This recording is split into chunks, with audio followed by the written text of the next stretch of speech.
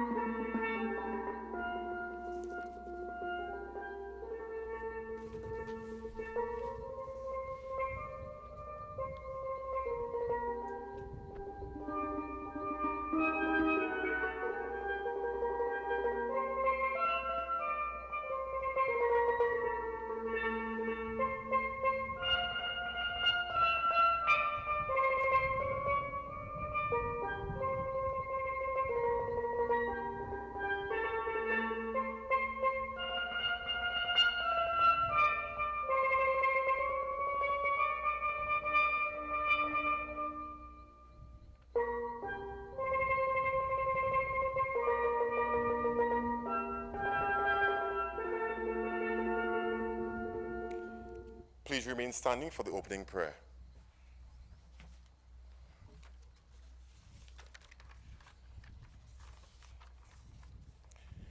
Almighty God, the creator of the universe, we thank you for the blessing of yet another initiative for the development of our nation.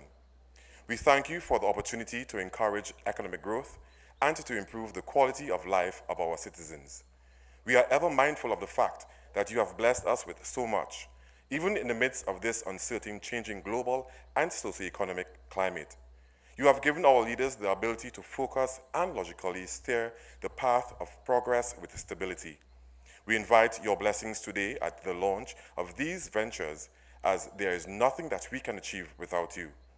This supplications is for the advancement of your glory and the trust and the welfare of our blessed land. Grant safety and development for these projects and all its users for generations to come. Amen. Amin. Namaste. Dr. the Honorable Lovell Francis, Minister in the Ministry of Education and Member of Parliament for Moruga Tableland.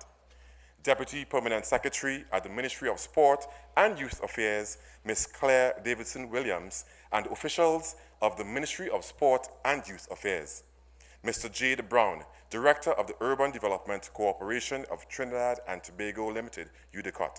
Mrs. Tamika Charles Phillips, Acting CEO, UDICOT, and other UDICOT representatives. Team coaches, referees, and footballers here today. Specially invited guests, members of the media, ladies and gentlemen, welcome to the official opening of the Moruga Multi-Purpose Youth and Facility Center. At this time, we would like to welcome for our address, Dr. the Honorable Lovell Francis, Minister in the Ministry of Education, Member of Parliament for Moruga Tableland.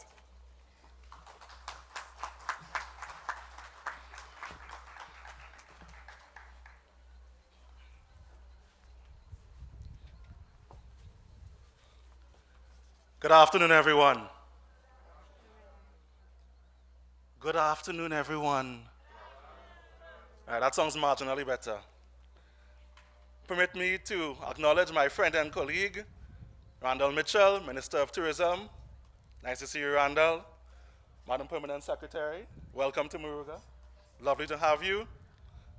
Director of UDICOT, CEO of UDICOT, all members of the UDICOT team, the coaches here this afternoon, footballers, fellow constituents, members of the media, a very good afternoon to all of you. This is a fantastic and a fabulous day for the people of Moruga Tableland. It is a fantastic and fabulous day for the people of Moruga. It is a fantastic and fabulous day for the people of Fifth Company. Now, it is so momentous that I want to break with the tradition of how these speeches normally go. The conventional thing is that you talk about how the project came about, you talk about how the project is important, and then at the end you say, thank you. I want to break that convention this afternoon. I want to start off with the thank yous. Today is such a big day and my heart is so full of joy today that I really feel compelled to start off by saying thank you. My mother taught me a long time ago that ingratitude is worse than witchcraft. Never met a witch, but I really want to show how grateful I am as a former member of parliament for this constituency, and also how thankful I am on the behalf of my fellow constituents. I want to first start by thanking the Honorable Prime Minister, who is not here. Normally he would have been here. I'm sure something more pressing occurred. Given the circumstances we're in, it's a logical conclusion, but I'm sure, given better circumstances, he would have been here. I want to thank him for a number of things. Most fundamental being that he was a leader of this country. He is the leader of this country and one who understands the importance of rural development. This kind of thing would have been not too long ago unthinkable. I have been driving through this, what we call the cane stretch in Moruga, all of my life. And at one time it was cane during the heyday of Karuni, and then it was just nothing. Now it swells my heart with joy to drive through the same cane stretch and to see this marvelous structure here. And if you could indulge me, just give the Honorable Prime Minister a round of applause, please.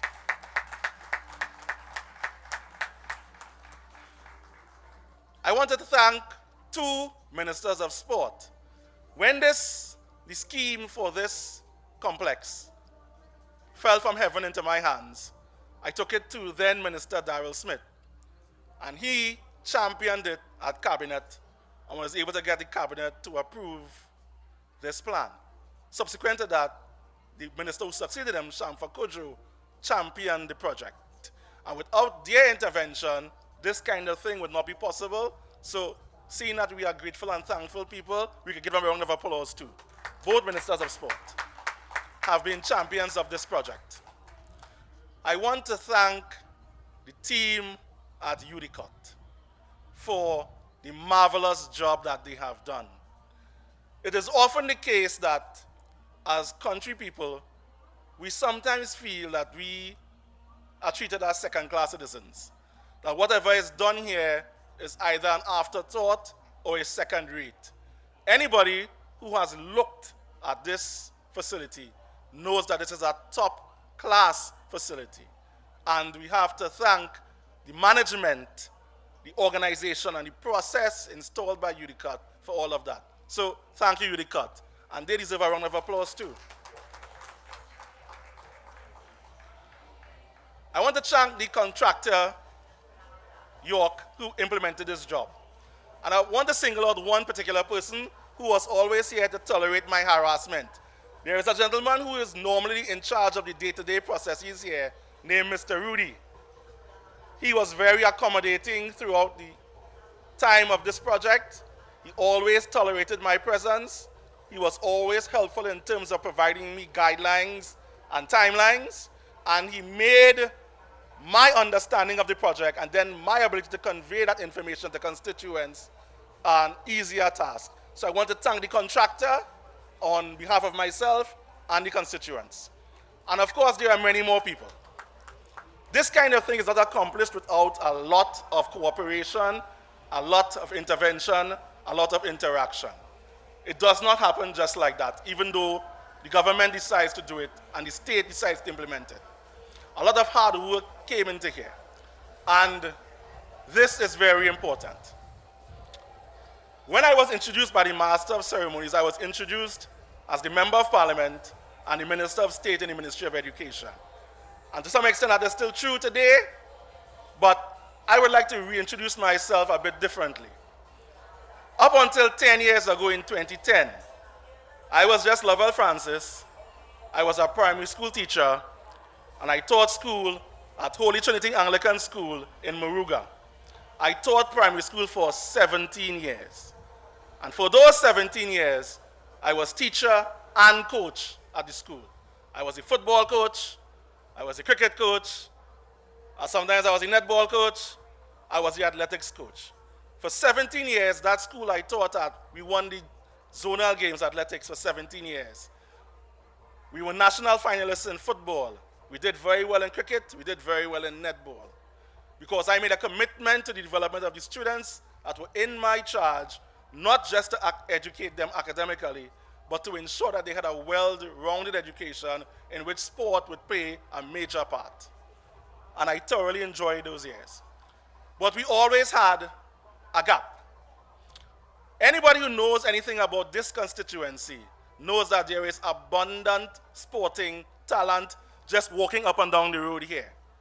If you go to Marak, football, cricket. If you come to St. Mary's, football, cricket. If you go to Tableland, cricket.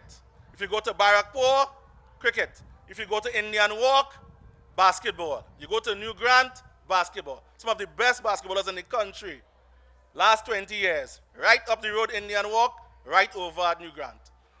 What we've never had in the abundance of talent that flows here, that flowed here, that arguably will always flow here, what we've never had is the kind of facility that would have allowed us to shape that talent. So what you traditionally have is something very simple. You have, at the youth level, you have national grade talent. I have coached students in Moruga that went on at junior levels to win national titles. Long jump, discus, shot put, running, relay. Some of them went on to represent the country. I'm sure you know the name Donnell Maskell, one of the better footballers, female footballers to pass through this country in recent times. But those people end up being outliers because they make it on talent and grassroots coaching. And I'll tell you something as someone who taught and coached children at the youth level. Talent is overrated. You take a very talented young person in any sport who is unprepared, who is untrained, who is not accustomed to operating in the environment within which the sport normally obtains, and you put them against a student who might have less talent but better preparation, the better prepared student wins almost every time.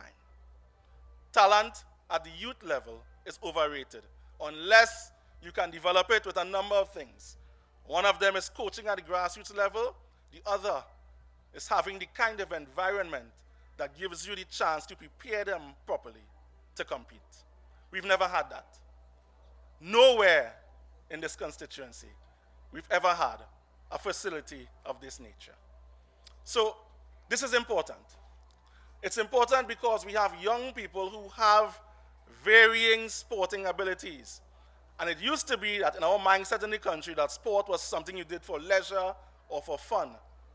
That has been transformed. Sport is now a multi-billion-dollar business worldwide, and there is nothing which says that someone who comes from Tableland, someone who comes from Barrackpore, like Samuel Badri, someone who comes from Marak, like Miss Aguilera, that person cannot be given the chance to shape their talent and to develop that talent in a way that makes them a world-class performer. And that is what a facility of this nature provides.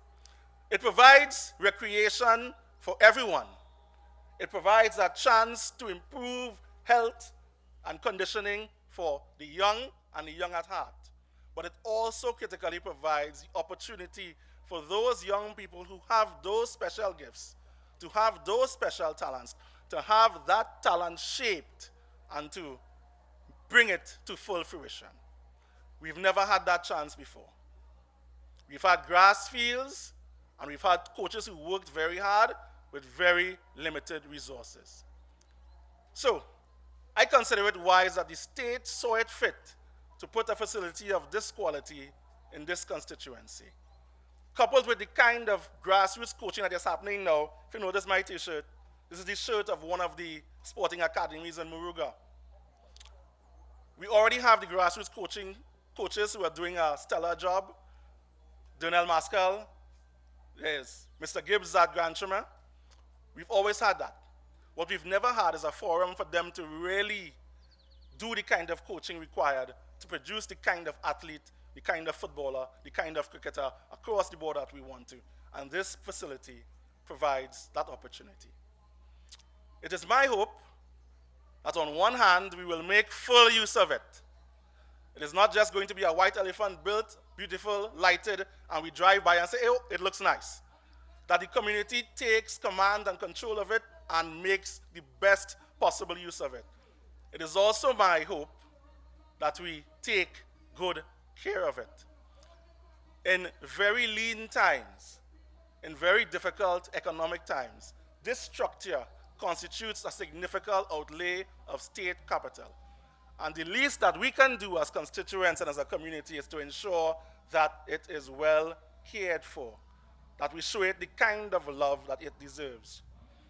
And I am absolutely certain that in short order, not just this constituency, not just these communities, the nation will see a return on this investment.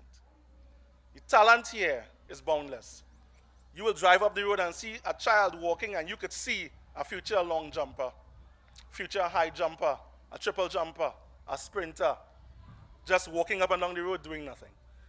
This facility provides us a chance to start to shape the talent that has always been here into what it can be and what it will be. And for that, as MP, I am thankful for having played a small role in this, and I am thankful for what is to come. Peace and love, all of you. It really was a pleasure being the MP here for 5 years. I'll see you when I see you. Thanks. Thank you very much, Dr. the Honorable Lovell Francis. Coming next to address us, we have Ms. Claire Davison Williams, the Deputy Permanent Secretary in the Ministry of Sport and Youth Affairs. Ms. Williams.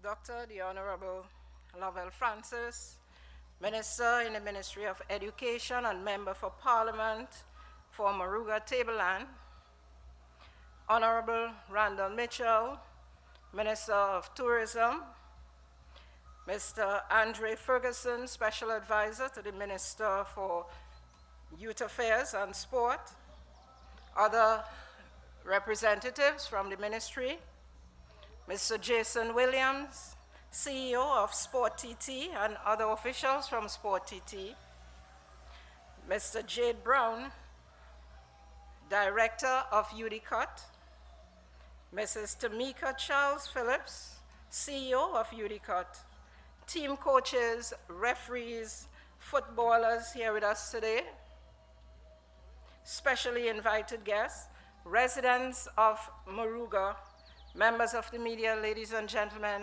good evening. It is truly a pleasure to be in Moruga for the opening of the Moruga's first multi-purpose youth and sport facility. This is truly an impressive facility we are at today.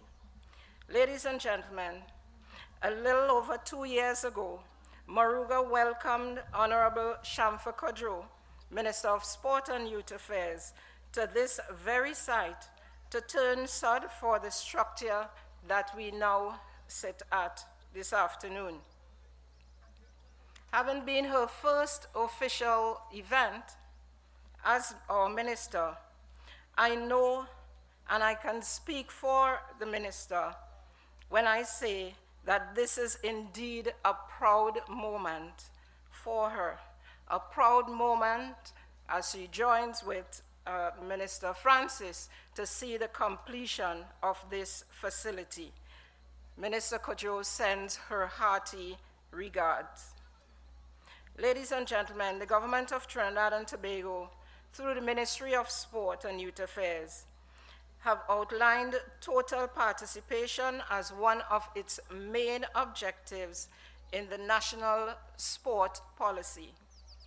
This seeks to expand the reach of sport, making it more accessible and applicable to all groups and individuals within Trinidad and Tobago.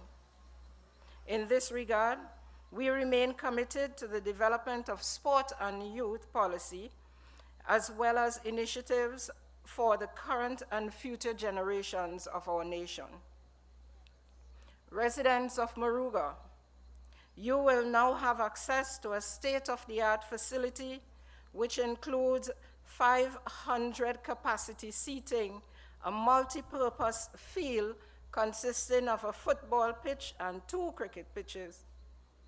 This modern facility also boasts of home and away lockers, dining areas, VIP areas, official lockers, a multi-concession stands, elevator, and an energy-efficient solar-lit car park. Your new multi-purpose facility offers countless opportunities for the young people of Moruga and for those interested in development. I therefore encourage you to envisage the possibilities this facility has to offer. Whether you are interested in sport or youth, entrepreneurship or creative arts, take advantage of what lies before you and use it to propel your future and the future of Moruga collectively. This facility is an investment in you. I urge you to use it well and take care of it. We at the Ministry of Sport and Youth Affairs are proud to hand over this multipurpose youth and sport facility to the corporation and look forward to great things emerging from Moruga and environs, star athletes, community leagues, and development of youth-centered programs. As I close, permit me to thank the Chairman and CEO of UDCOT for managing the project to fruition and to seeing history-making moment for the residents of Moruga. And to also extend thanks to the chairman and members of the Sport TT for really supporting this initiative. To the players who we will see in a moment, and for all the enthusiasts who would use these facilities, I encourage you to make full use of it as you develop your own personal skills, your own personal capacities, and certainly the community of Moruga and environs. I therefore extend hearty thanks on behalf of Minister Shamfa Kudjo and urge that we all enjoy and maintain this pristine facility as we see it today. So as I hand over to the corporation, we say congratulations to the residents of Moruga Tableland, and may this bring you the satisfaction that it should and the development in the area. Thank you.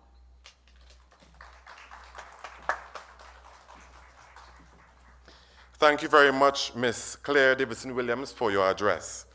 At this time, as we prepare for the cutting of the ribbon and the unveiling of the commemorative stone, I would like to say a vote of thanks to Dr. the Honorable Lovell Francis, Minister in the Ministry of Education and Member of Parliament for Moruga Tableland, Deputy Permanent Secretary at the Ministry of Sport and Youth Affairs, Ms. Claire Davison-Williams, and officials of the Ministry of Sport and Youth Affairs.